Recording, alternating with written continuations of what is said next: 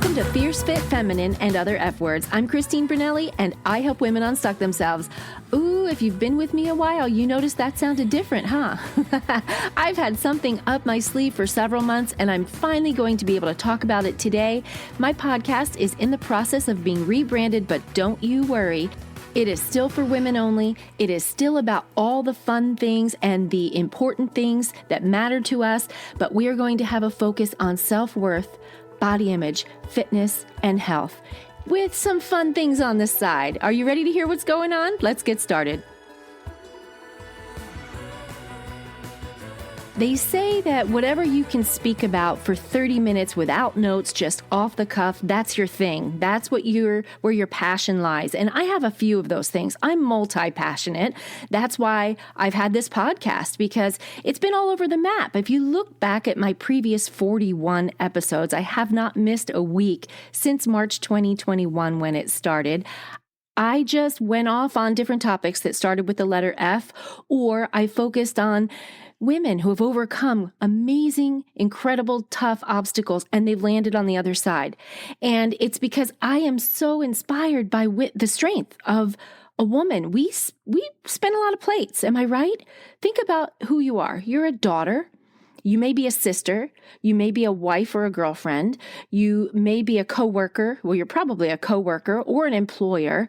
You have all these different roles that you play, and all of those roles require a different piece of you. Am I right?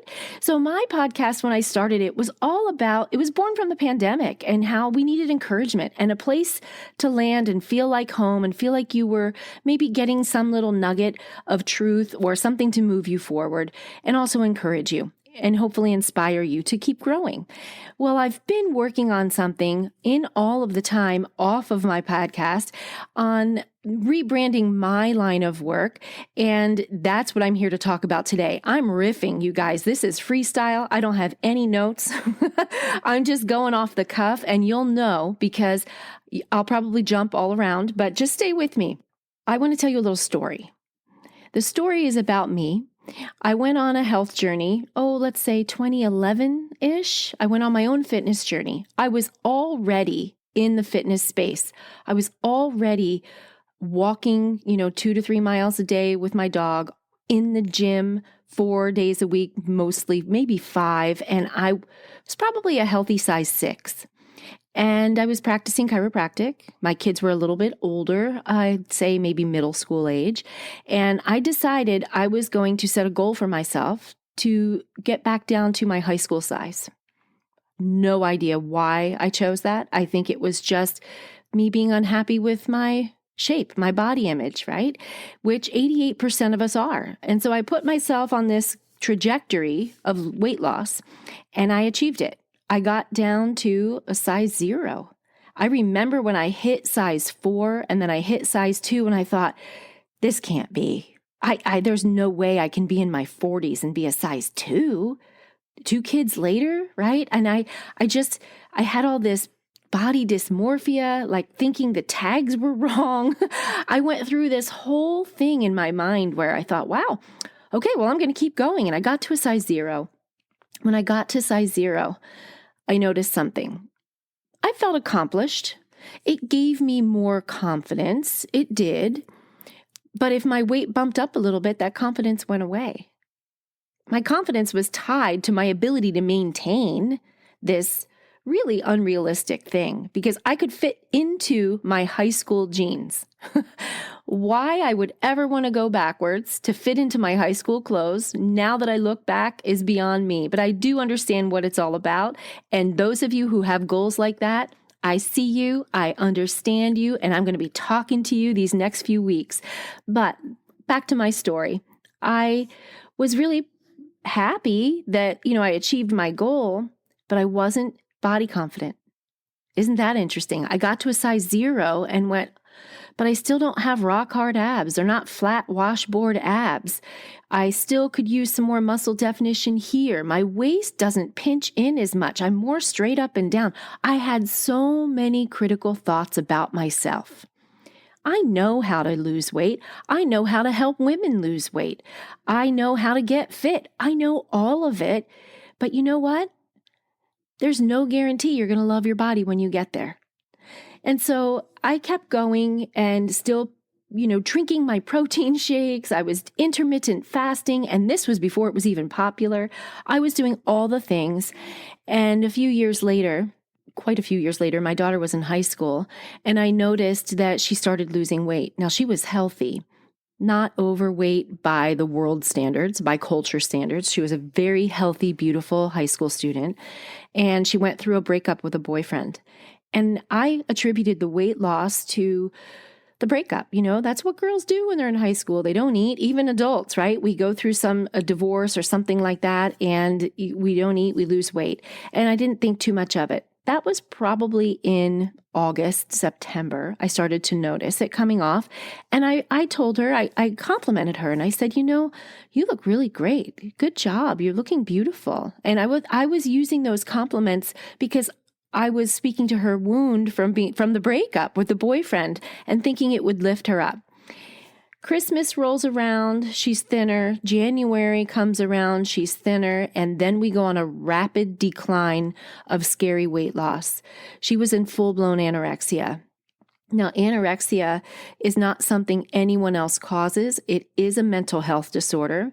She did not have body dysmorphia like I did. She had a need to control her circumstances because things around her felt like they were spinning out of control. So she was starving herself. And people that suffer with anorexia will say that they are very proud that they can override the hunger signals that the body gives them. I learned a lot. She had a scholarship to University of San Diego for choir, for singing. It was a partial scholarship. And I said, if you can't get healthy, I can't let you leave. We live in the Seattle area, and I can't trust you to eat. I don't want 911 to call me. This is how bad it was. She hid everything. She was dressed in layers. And people that suffer from eating disorders, when they get really thin, they're cold. They're not always trying to hide their body. They're really actually cold because they don't have any body fat. And we were somewhere where we were going out on the beach. She was in her bikini. And when I saw her come out of the changing room in her bikini, I felt like somebody kicked me full force in the gut.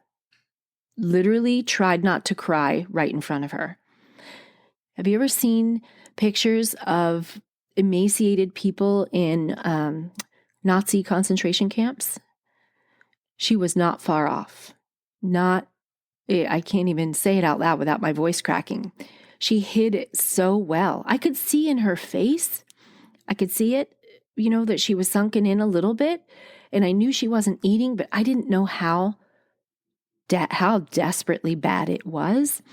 And it was bad. And so we had a conversation. She finally opened up to me. It took a long time.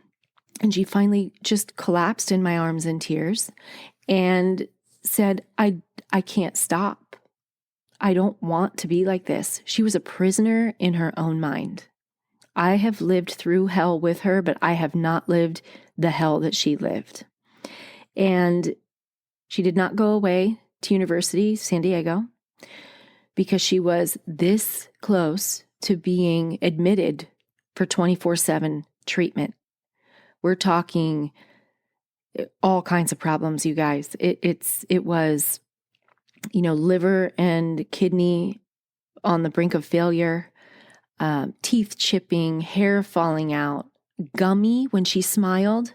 Do you ever see people that go in bodybuilding competitions and they lose so much fat right before they dehydrate themselves and lose so much fat right before they go on stage that their faces get a little sunken in, they get sallow, but their smiles get gummier?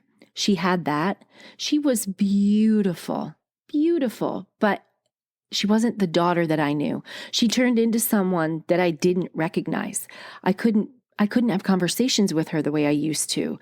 She was hangry all the time, but at the time I knew that, but for her it was a protective mechanism. She was controlling her world. Well, we get her in therapy. She had several appointments a week. It was very intense. She was not admitted for 24/7 care, but she did have 3 to 4 appointments a week. And some of those appointments were mental health. Some of them were blood draws, monitoring enzyme levels and hormone levels and all of that. nutritionists, clinical dietitians, everything to get her back to health. It was grueling.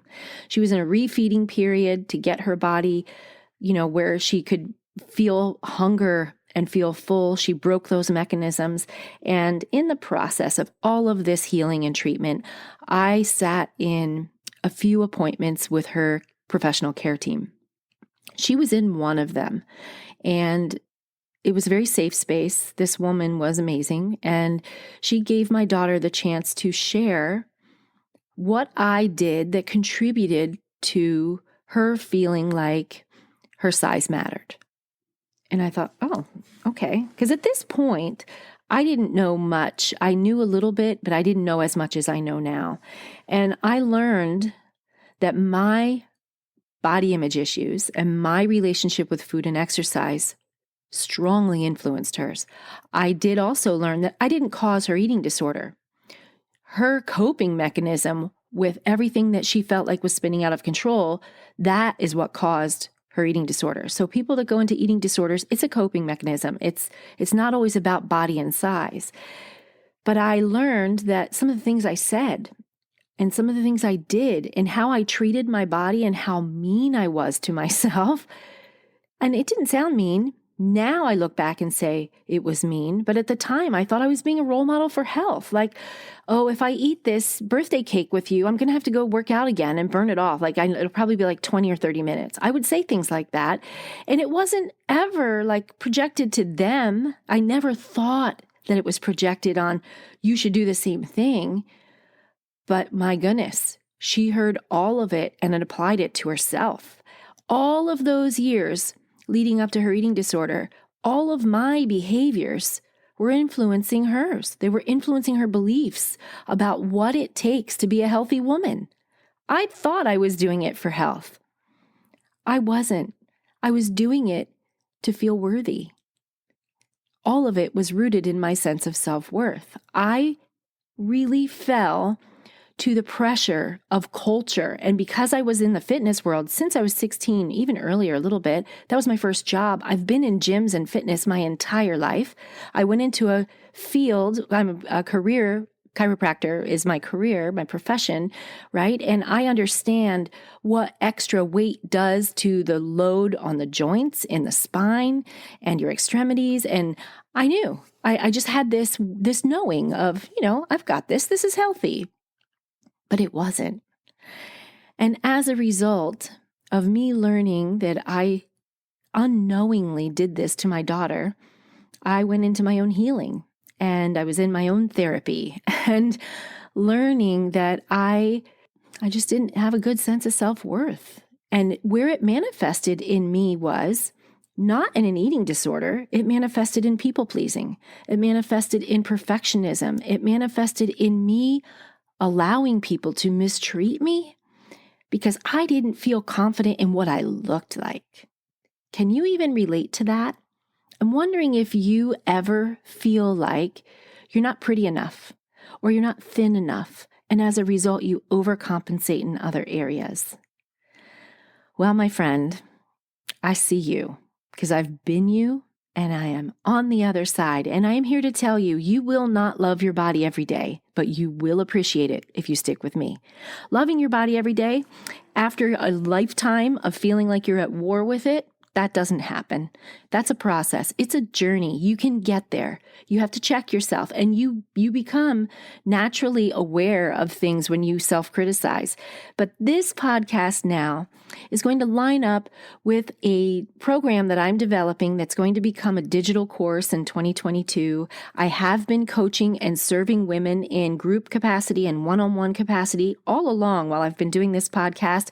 But now my podcast is going to support the students that come through my programs. It will still be relevant to you if you never come to my program. You will be getting all of the information for free, just like they are. But if you ever hear it and think, I need to spend more time with her one-on-one, then when my courses open up and my coaching opens up, you'll be able to join me. That's what this rebranding is all about. And the only reason I removed the word fun isn't because the podcast isn't going to be fun. It's because we're going to talk about fitness, because I believe You don't have to be a size 2 to be fit. You can be fit at a different size. Being fit in your body shows that you are healthy, shows that you are moving forward toward health. You cannot be healthy and be sedentary.